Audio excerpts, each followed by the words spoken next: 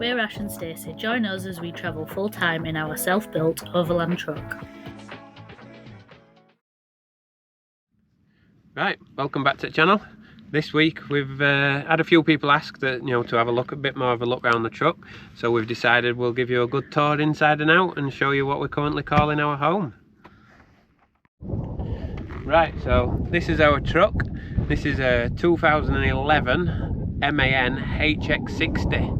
It's ex-military. We bought it from a military auction, so it was completely bog standard as it came from the military with the canvas back on it. Used to carry troops, and then we basically started from there, from a blank canvas, stripped it down and turned it into what it is today. So when we bought the truck, it had literally just ticked 26,000 kilometres, so practically new. And today we've just clicked over 42,000 kilometres. So we've done a fair bit of mileage this year in it, and it drives fantastic. The vehicle itself is something like a 6.5 litre, I think it is, 6.5 litre, straight six turbo diesel, 330 brake horsepower, and it pulls like a train. So when we got the truck, it was just a completely standard military truck, so it was just military green. We've then painted it to this colour you see today, but we've used a textured Raptor coat. So obviously we're not worried about using the truck. We can literally scrape it down trees, bushes, things like that, and it doesn't harm the paint, which obviously we would have liked shiny, but it wouldn't have lasted 2 minutes. So yeah, we've painted it. These ladders have come as standard as part of the truck. But the guys at Alpine Overland carried out the fabrication work and built the roof rack that we've got up there, which houses things like spare jerry cans. We've got a couple of storage boxes up there and just some max tracks that we probably won't use. We've got some stronger ones up on the roof rack. The tyres originally came with Continental 14s on. We've upgraded these to 16s, which means that it doesn't use quite as much fuel, which obviously every mile to gallon matters in a truck like this. We're probably lucky to get 10 miles to gallon. If we go off-road, that probably drop down to anywhere between 6 and 8, so it can be eye-watering. So yeah, we upgraded to these, slightly less revs, slightly quieter when you're driving, and slightly more miles to gallon. So that's definitely an upgrade I'd recommend. We keep a spare wheel here. This is same again, standard on this military truck. Comes down on a hydraulic arm, so makes light work of being able to change a wheel, because these are probably best part of 150 kilos a piece, so anything to make your life easier obviously benefits you. Fuel storage, this is quite a small tank for this size truck, but we carry 300 litres of diesel, which over in Morocco is not too bad, because we're paying less than £1 a litre. So yeah, more than happy with that. We have a storage locker, keeps all this recovery gear and everything in. We have an air line here that we connect our air hose on, which allows us to pump his tyres and deflate and everything, just with an air hose. Steps, these steps, aluminium, very easy to pack away and pull out, made by a company called Torque Lift over in America. We had these shipped in through one of Stacey's work colleagues actually, into the UK. So yeah, we really recommend them. Really good quality, really sturdy, and lightweight. Going a little further to the back, rear wheel arches, aluminium, and rear storage lockers, both aluminium, made by the guys at Alpine Overland. They was also the company that built the habitation box and the subframe that the habitation box sits on.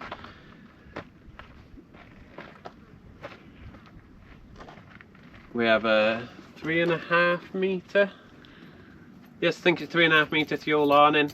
I think we've used it twice, something like that. We barely use it. The truck's big enough that it casts its own shadow, so we don't even really need that out to get away from the sun. So probably a bit of a waste of time putting it on, but it's there if we ever need it, or if we ever want to cook outside and it starts raining, we can obviously pull it over. And obviously we've got the awning light underneath, which gives us plenty of light to see what we're doing.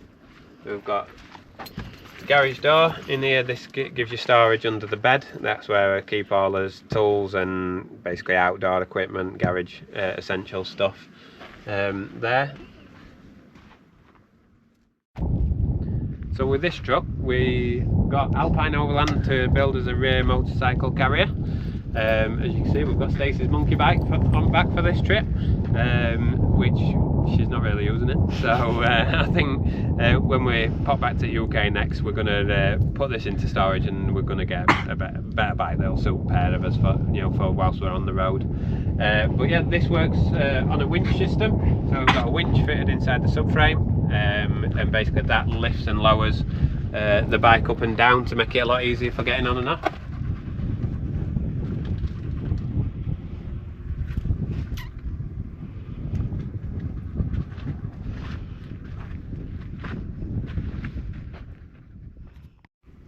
So as we come round to the passenger side, we have another garage door here. This one is our electrical cupboard, and I will show you in that in a while, and we will go through the specs and everything on that. We have another aluminium storage locker.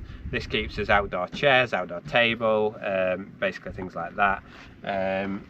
We have a electric hookup point, so this is for shore power, so if we want to plug into campsites, there's generator, things like that, to give us yeah, to 240. This one's our generator locker, so we keep an onboard generator. So we've never really needed it apart from the winters in the UK. Obviously when there's no sun at all, obviously we do struggle with power, so we just put this on for a couple of hours a day or every couple of days, and that will top the batteries back up. Another couple of storage lockers. These are original HX ones that came on the truck. Very good at being waterproof and dustproof, and obviously lockable. So yep, that was a very good bonus of this particular truck. We've got our vehicle starter batteries in this one, and that keeps air tanks behind this one. Our exhaust is modified because it used to have a stack that went up the back, but now that the alcove on the box is there, we obviously couldn't have that, so we modified it to be a bit lower down here. On the side of the box, we have our Truma diesel heating combi boiler. So this is our 4 kilowatt diesel blown air heating, and it is our hot water, which has a 10 litre water tank on that, and we have as water filler and vent for his main water tank that's fitted internal. Round to this, yeah, this side of the cab, same again. The ladder is standard. Obviously you can see we've got the roof rack, we've got the external lighting on the side, which if we need to change a wheel or a tyre, you know, in the dark, obviously that gives us plenty of light to be able to see what we're doing.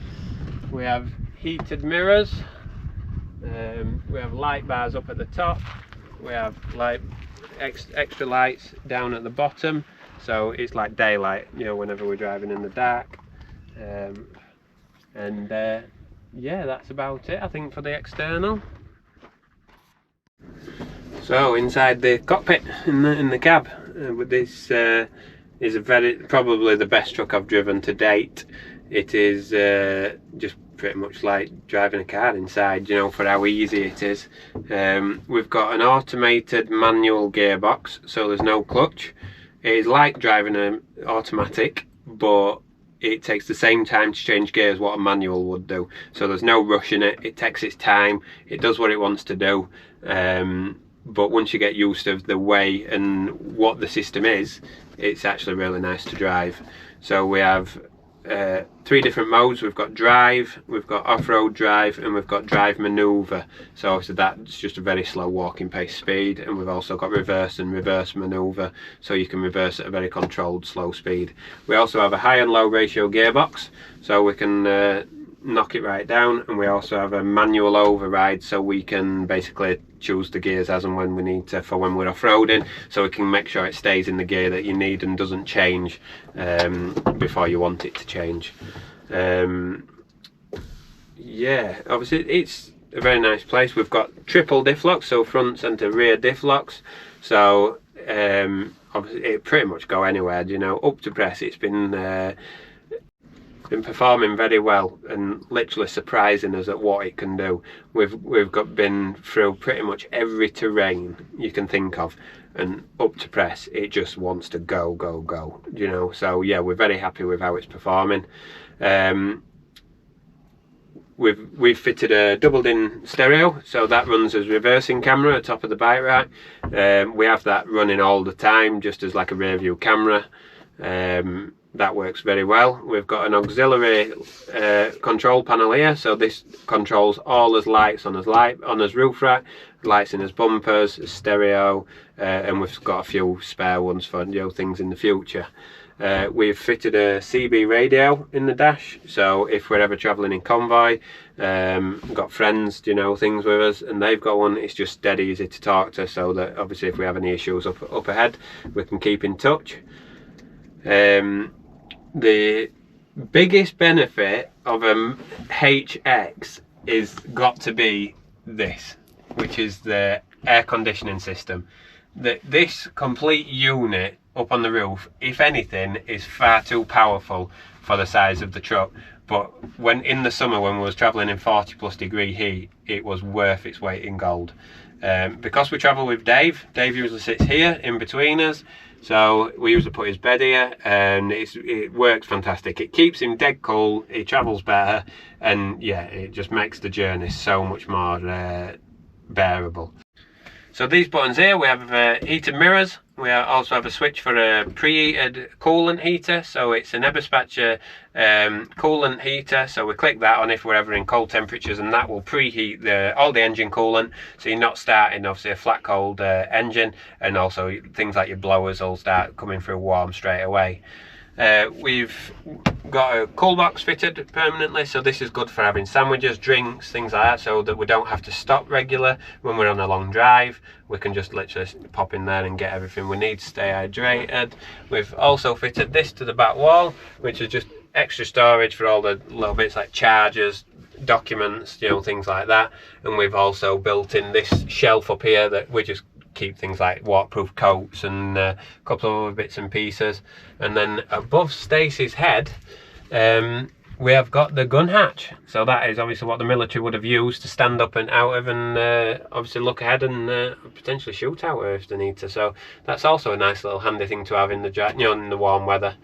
Regarding the rest of the cab, we've apart from carpeting it, we've still got a lot to do in here. We still want to make it a lot nicer in here, a lot more comfortable in here, more soft furnishings, you know, just to make it that little bit, I don't know, you know, nicer place to be.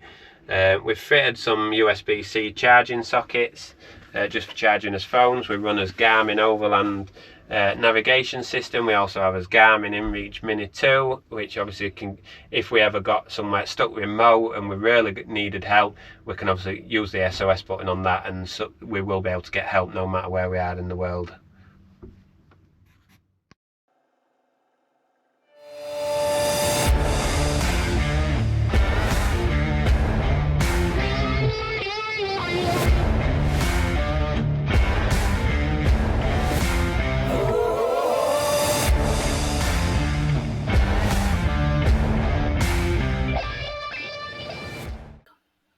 So this is the electrical cupboard. We run a 24 volt system. We have 460 amp hours of lithium batteries at 24 volt. We have a 5000 watt multi-plus charger, as well as 2 solar controllers, 1 battery to battery, and it all works together, and you can see all the specs on the GX Touch inside the truck, which we'll show you on the interior. The system works perfect for us, obviously it does everything we need it to do, so yeah, obviously this part of it we do feel like we've actually got right.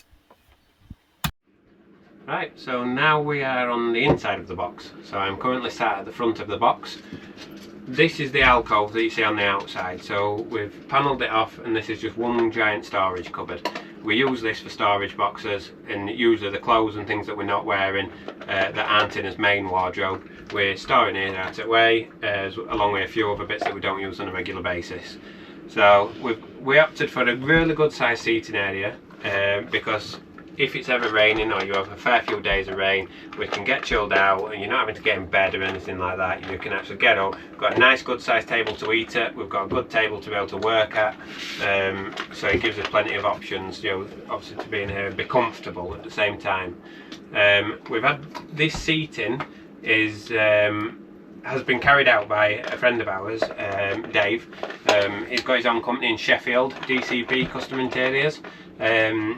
He's always the guy that we tend to get in touch with first to see if he can fit us in, and somehow he manages to squeeze us in every time. He's been fantastic for the upholstery. It's always a top quality job, and it always exceeds his expectations. We've used him more than once. He's done a couple of our trucks now, you know, and if we ever did another, not that we will do another, but if we ever did, he'd be the first person we'd be contacting to get his upholstery done by. Like I said, we mentioned this table, so this is on I think it's a Logun, Laygun. I can't remember the actual name of it, but basically a table leg. So this table moves forwards, backwards, up, down, whatever position you want it to be. So if you can pull it towards you, push it away. Obviously it's really good, you know, to be able to eat it. It's really good to be able to work at. Gives you a really good working space. So obviously that was also a necessity when we was building the truck. We've got storage cupboards above. None of this area is finished yet because these windows are coming out as soon as we get back to the UK, but we won't talk about that. That's story for another day. So as soon as we get back to the UK, they're coming out, different set of windows going in, and then we can panel and finish all this so it's done to a nice standard. But at the moment it's kind of up in the air. So this is the kitchen area. We've opted for a good sized kitchen area, so they've got plenty of room, plenty of worktop space so that we can prepare food, we can dry up and everything, and have plenty of space. We've opted for a good sized household kitchen sink so that you're not obviously messing around with one plate at a time and things like that. Yeah, just a normal household tap. Something we didn't mention is water capacity. We hold 400 litres of fresh water, which allows us to stay off grid 10 days or more, you know, which is pretty good. Also the tank is internal, so that if we do go anywhere cold, it doesn't freeze up or anything like that. We have a pull-out sockets so we can plug his air fryer in. As main forms of cooking, we've got a 2-ring induction hob, and we've also got an air fryer that we just kind of put out on the work surface and to be able to cook things like that. We have plenty of storage space up here, and obviously we've got full drawers, you know, alcohol storage and everything under here. Good little feature. We have a plinth hoover, which is really good, so you can either brush the floor up to the hole and turn it on and it'll suck it straight in, or we've got a hose that goes on the end of it and that reaches every little bit of the truck. Fantastic, really good, recommend it to anyone. Also in the kitchen we have our Victron GX screen, so this tells us pretty much everything that's happening with the electrical system, tells us how much solar we're bringing in, what its battery capacity is at, so it's just a dead easy thing to be able to monitor, you know, what we're using, what we're charging, things like that. We have air conditioning fitted in the box, so that is fitted in a cupboard under the fridge, and this is the sensor for the remote, and then we've got the controls for the diesel, Truma, heating and hot water system. So that's basically everything's in one place and dead easy to use. We have outlets throughout the truck, and you'll see them about. These are for the air conditioning, and we've got them fitted at floor level in the plimps and everything, and they are for the heating vents. And that's pretty much it. It's a nice compact kitchen, does everything we need. It's amazing how little you do need in a kitchen when you actually put your mind to it and realise, you know, a lot of stuff we got rid of from his household kitchen we're managing perfectly fine without having in the truck. So yeah, we must have just stored stuff for the sake of storing stuff. You know, if you've got the space, you'll obviously fill it, and kind of coming down to a truck like this, we just use the essentials, you know, and we're managing perfectly fine. It's making us realise, obviously, like I said, what you use and what you don't. So yeah, this is the kitchen. Over here we have the fridge freezer. It is a Vertifrigo fridge freezer. It's got a very good sized freezer, so we can stock up on frozen products. We can freeze meat and things for when we're in countries where things are a little bit harder to get, or if we go places like Switzerland where it's very expensive to buy, we can go fully stocked up. I think it's 185 litres, this fridge freezer in total. and yeah, it's the biggest one we've ever had in a van, and it works perfect. No issues whatsoever. Then we've just got a storage cupboard above. Also, what a lot of campers don't tend to have is what's in the store here. So it's the cutest little washing machine. So it's a 3 kilogram drum. Does everything we need in regards to, obviously you can get your essentials washed. We do use laundrettes in the winter because drying is an issue, not so much as washing. But yes, with this, when we're out here, we can obviously wash his clothes and then just get the line out. It is 3 kilograms, so yeah, it does take maybe a couple more loads to do all your washing. And the bedding, we tend to do the quilt cover separate to the sheets. But apart from that, it washes everything. And it's a great thing to have whilst on the road, so that you're not having to rely on laundrettes and servicing and finding places. We can stay in the middle of nowhere and we can just get on top of everything like that. I think on a quick cycle it uses 30 or 40, no 40 litres, is it 30 or, I can't remember, 30 or 40 litres there, it's not much. And yeah, obviously it's great, it works great. So this is a shower and toilet room. In here we have fitted 800 by 800 shower tray. So in normal motorhomes, when we've had them in the past, we tend not to use the shower because they're an absolute nightmare to use. The shower heads are tiny on them. Obviously you're banging your elbows on the wall and everything. They're really close. Obviously it just gets annoying. You drop the soap and it's a bloody, you have to get out the shower to pick it back up. So yeah, we made sure it was a good size shower tray, and we don't regret it one bit. It is such a nice shower to have, and basically we never use facilities on any sites, and it allows us just to be off grid, you know, and use this all the time. Also in here we have got separate tiny composting toilet. Well, I say composting toilet, it's a separating toilet. It's from a company called Woo Woo Waterless Toilets, and the toilet itself is a separate tiny. They're expensive, but up to press, this has got to have been the best toilet we have ever had in a vehicle for ease. It's so easy to empty, so easy to maintain, so easy to keep clean, and you're not messing with any chemicals. So through into the bedroom area. This is a UK king size bed, so obviously we wanted it the same as what we had in the house, so we're nice and comfortable.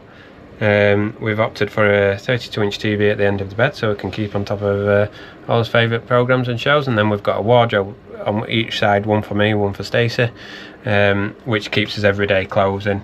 We've also got the max fan fitted in here, which when we're not using the aircon, we can leave the window open, have the max fan on, and it just keeps a nice breeze coming through the truck. Same again, if we was ever to build another truck, we would definitely be fitting another max fan. Also, obviously we've got a nice size window for when we have them nice views, and we can just keep a nice lookout on an evening, and then plenty more storage above the bed. Also, something I'd not mentioned is the only reason we have one skylight is the rest of the roof is actually fitted with solar. So we have 2.3 kilowatts of solar fitted to the roof, which literally makes the charges the batteries instantly on a day like today. So hopefully that gives you a nice little insight on our take on building a HX60 expedition vehicle, and shows what can be achievable in such a small space. If there's anything that you'd like to know that I haven't covered, I haven't gone over, because obviously to me it's easy to forget stuff that I've done along the way, feel free to write in the comments and I will answer best I can, and obviously give as much detail as possible. And then yeah, if you like the video, obviously Stacey puts a lot of time and effort into trying to make these videos, so if you can give the channel a like, you know, subscribe, and kind of show that support, obviously that would really appreciate that.